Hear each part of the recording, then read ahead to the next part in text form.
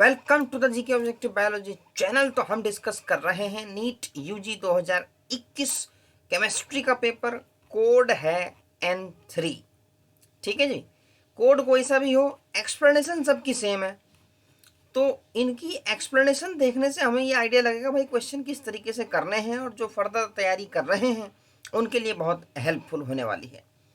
Question number 72. Choose the correct option for graphical representation of Boyle's law, which shows a graph of pressure versus volume of a gas at different temperature.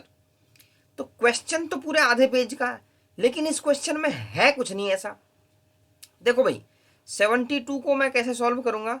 आपने Boyle's law पढ़ा हुआ है, the pressure is inversely proportional to volume. अगर ये हमारे पास pressure और volume का ग्राफ है तो देखो, ग्राफ ऐसा तो आ नहीं सकता, ऑप्शन नंबर 1 गया। उसके बाद ग्राफ ऐसा भी नहीं आ सकता, ऑप्शन नंबर 2 भी गया। ग्राफ आएगा ऐसा हाइपरबोला। ठीक है जी, ऐसा हाइपरबोला आएगा। और अब ऑप्शन नंबर 3 और 4 में कंफ्यूजन है, 3 और 4 में, तो मैं इसका क्लियर कर देता हूँ। पी देखो डायरेक्टली प्रोपोर्शनल है, प्रोपोर्शनलिटी का साइन हटेगा तो यहाँ पे प्रोपोर्शनलिटी कांस्टेंट आ जाएगा, तो यहाँ चला जाएगा P V is equal to K की जगह हो जाएगा N R T. P V is equal to N R T हमने फॉर्मूला पढ़ा है, मतलब पी और भी का जो प्रोडक्ट है is directly proportional to temperature.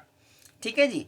अब देखो 3 और 4 में जो दो ऑप्शन है, एक में टेम्परेचर 600 केल्विन नीचे दिया हुआ है और एक में 600 केल्विन ऊपर दिया हुआ है। अब ये डायरेक्टली प्रोपोर्शनल है तो ज़्यादा टेम्परेचर पे पीवी का जो प्रोडक्ट होगा वो ज़्यादा होगा, तो जिसमें ऊपर दिया हुआ है 600 kelvin, that will be the our answer. ठीक है जी। देखो इसमें 600 केल्विन ऊपर दिया हुआ है, इसमें 600 केल्विन नीचे दिया हुआ है, 200 फिर 400, इसमें उल्टा पैटर्न दिया हुआ है क्योंकि पीवी का प्रोडक्ट टेम्परेचर के साथ बढ़ेगा। तो करेक्ट आंसर ऑप्शन नंबर 3 इसमें हो जाएगा। ठीक है भाई, करेक्ट आंसर ऑप्शन नंबर 3 हो जाएगा क्वेश्चन नंबर 72 का। आगे आइए question number 73। The correct structure of 2,6 dimethyl deck 4 in is. देखो यूपेक नोमेनक्लेचर से बिल्कुल सिंपल क्वेश्चन आया हुआ है। देखो भाई 2,6 डाइमिथाइल मतलब क्या है, 2 मिथाइल ग्रुप है सेकेंड एंड 6 पोजीशन पे। उसके बाद 10 कार्बन की चेन है, उसमें चौथे पोजीशन पे डबल बॉन्ड है। ऑप्शन नंबर 1 को ले लीजिए, 1 2 3 4, 1 2 3। ऑप्शन नंबर 1 तो गया, ऑप्शन आंसर ये होने का नहीं है क्योंकि चौथे पोजीशन पर डबल बॉन्ड है। उसके बाद यहां से देख लो 1 2 3 4, फिर भी फाइनली ये निकलेगा नहीं हमारा। 1 2 3 यहाँ पे आ रहा है, 1 2 3 4 ये भी नहीं आया। ठीक है जी, 1 2 3 ऐसे भी नहीं आएगा। ऑप्शन नंबर 3 में 1 2 3 4 ये भी गया, इधर से करोगे तब भी नहीं आएगा। इसमें देखो भाई 1 2 3 4, ठीक है, चौथे पोजीशन पे डबल बॉन्ड, सेकंड पे मिथाइल 1 2 3 4 5 6, छठे पे मिथाइल। ठीक है, तो di methyl 2,6 di methyl deck 1 2 3 4 5 6 7 8 9 10, तो डेक 4 इन चौथा करेक्ट है भाई, चौथा करेक्ट है। ठीक है भाई, क्वेश्चन नंबर 73 का ऑप्शन नंबर 4 करेक्ट हो जाएगा। बस तुम्हें लगा के देखना है कि स्ट्रक्चर कौन सा बेस्ट सुटेबल है इस नाम के हिसाब से। तो 73 का तो करेक्ट आंसर हो गया option number 4। 74, the incorrect statement among the following is. देखो जब कलर्ड कंपाउंड की बात होती है तो डी एंड एफ ब्लॉक जो कंपाउंड्स हैं, जो तुम्हारे एलिमेंट्स हैं इसके, और वो जो कंपाउंड बनाते हैं कलर्ड केमिस्ट्री, टोटल इन्हीं D and F block elements की ज़्यादा है। इनके चक्कर से ही क्या होता है कि डी एफ ट्रांजिशन और एफ एफ ट्रांजिशन जो भी है उसमें कलर्ड कंपाउंड बनते हैं। तो most of the trivalent lanthanoids ions are colourless, जबकि ऐसा नहीं है, ये कलर्ड होते हैं ये। ठीक है, इन सॉलिड स्टेट ये कलर्ड होते हैं और कलर्ड कंपाउंड कैरेक्टरिस्टिक है। तो पहला ही इनकरेक्ट स्टेटमेंट है, तो ये हमारा करेक्ट आंसर हो जाएगा ऑप्शन नंबर 1। उसके बाद 2 3 and 4, lanthanoids are good conductors of heat and electricity, ये बिल्कुल करेक्ट है। Actinoids are highly reactive metal specially when finally divided, ये भी करेक्ट है। तो मतलब हमें इनकरेक्ट चूज करना है, तो ऑप्शन नंबर 1 इज इनकरेक्ट। ठीक है, तो ये इनऑर्गेनिक केमिस्ट्री का थ्योरेटिकल बेस्ड क्वेश्चन है। और कलर केमिस्ट्री की बात जहां आती है वहां डी एन एफ ब्लॉक तो आना ही है, वहीं कलर कंपाउंड बनते हैं, बहुत बढ़िया compound. 75, which of the following reactions is the metal displacement reaction. देखो भाई ऑप्शन नंबर 3 और 4 ये क्या है, पूरा कंपाउंड है उसका ब्रेकडाउन हो रहा है, मतलब डिकम्पोजिशन रिएक्शन। तीसरा और चौथा उड़ा दो, बचे ऑप्शन नंबर 1 और 2। ऑप्शन नंबर 1 और 2 डिस्प्लेसमेंट रिएक्शन तो है, लेकिन ऑप्शन नंबर 1 में मेटल का डिस्प्लेसमेंट है, ऑप्शन नंबर 2 में इज ओनली डिस्प्लेसमेंट रिएक्शन। तो करेक्ट आंसर हो जाएगा ऑप्शन नंबर 1। अब क्यों हो जाएगा, देखो भाई ये क्रोमियम है, क्रोमियम को रिप्लेस किया गया है एल्यूमिनियम द्वारा, ठीक है।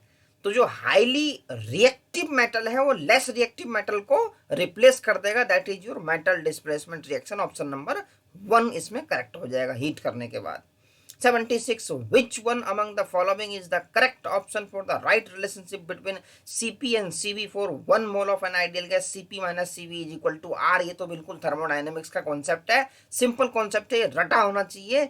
Cp minus Cv is equal to R। तो क्वेश्चन नंबर 76 में ऑप्शन नंबर 1 करेक्ट हो जाएगा भाई। ये बिल्कुल ध्यान होना चाहिए, जिन बच्चों को ये ध्यान नहीं रहता उसके लिए एक फार्मूला भी है, उससे भी हम डायरेक्ट निकाल सकते हैं, लेकिन ये तो सिंपल सी चीज़ है, ये ध्यान रहनी चाहिए। और बिल्कुल ऐसा क्वेश्चन आ जाएगा, बिल्कुल उम्मीद बिल्कुल नहीं होती कि ऐसा आ जाएगा। एनीवे आ गया है तो 4 नंबर बड़े आसानी से आ जाएंगे इसमें।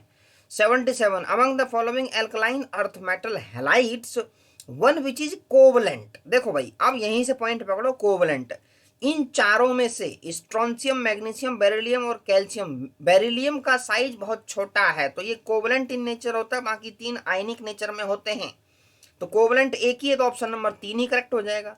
फिर उसमें पूछा है सॉल्युबल इन ऑर्गेनिक सॉल्वेंट्स, तो ये तो याद रखने वाला पॉइंट है, ऑर्गेनिक सॉल्वेंट में ये सॉल्युबल है, ठीक है भाई। ये ऑर्गेनिक सॉल्वेंट में सॉल्युबल भी है और उसके साथ साथ ये कोवलेंट भी है, तो करेक्ट आंसर ऑप्शन नंबर 3 हो जाएगा। 78 dihedral angles of least stable conformer of ethane, ये हमको बना के समझना पड़ेगा भाई। 78 इसके लिए हमें ड्रॉ करना पड़ेगा स्ट्रक्चर, तभी क्लियर हो पाएगा।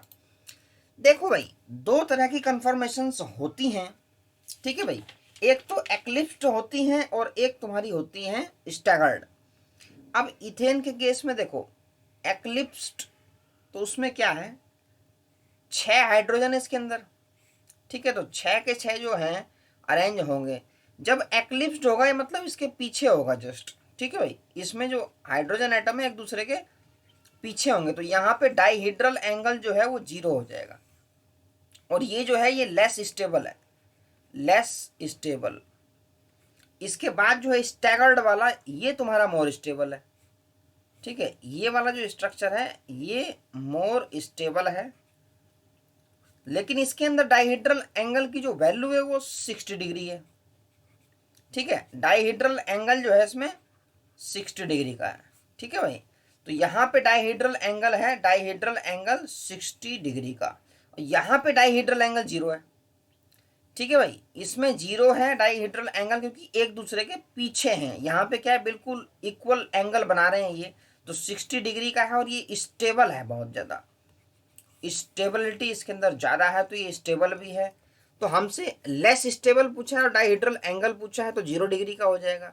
डाइहीड्रल angle of least stable conformer of ethane कितना हो जाएगा, 0 degree. 79 ethylene diamine tetraacetate ion is, ये तो हेक्साडेंटेट लिगेंड है, क्लियर कट, जो कोऑर्डिनेशन कंपाउंड का हमारा चैप्टर है, चैप्टर नंबर 9, उसमें ये मेंशन्ड है। 4 ऑक्सीजन डोनर होते हैं, 2 नाइट्रोजन होते हैं, बिल्कुल सही है और यही लिखा हुआ है। Question number 80 the RBC deficiency is deficiency disease of vitamin B12, बिल्कुल ही तो बायोलॉजी का है, केमिस्ट्री में आ गया। हालांकि बायोमोलिक्यूल्स चैप्टर नंबर 14 उसमें ये दिया हुआ है विटामिन B12 की कमी से होती है। 81 the maximum temperature that can be achieved in blast furnace is, देखो भाई जो डायग्राम दिया हुआ है उसमें 2170 लिखा हुआ है, लेकिन इसमें कोई ऑप्शन ऐसा है नहीं नियर बाई, तो 2200 केल्विन हमारा करेक्ट हो जाएगा इसके अंदर, ऑप्शन नंबर 1। तो हम 81 तक करने वाले हैं क्योंकि ज़्यादा करने के बाद भी थोड़ा दिमाग में बैठ नहीं पाता है, तो लिमिटेड 10-12 मतलब 7-8 क्वेश्चन करके ही ख़त्म करने में फ़ायदा है। तो फटाफट से चैनल को कर दें सब्सक्राइब, बिल्कुल बढ़िया वीडियोस, और नीट की जो प्रिपरेशन कर रहे हैं उनके लिए तो हेल्पफुल होने वाली है। दिस गिव्स द सपोर्ट कि किस तरीके से हमें एक्सप्लेनेशंस देखनी है क्वेश्चंस की, और आगे अगर इस टाइप के क्वेश्चन आते हैं तो सीधा पिक कर लेना है।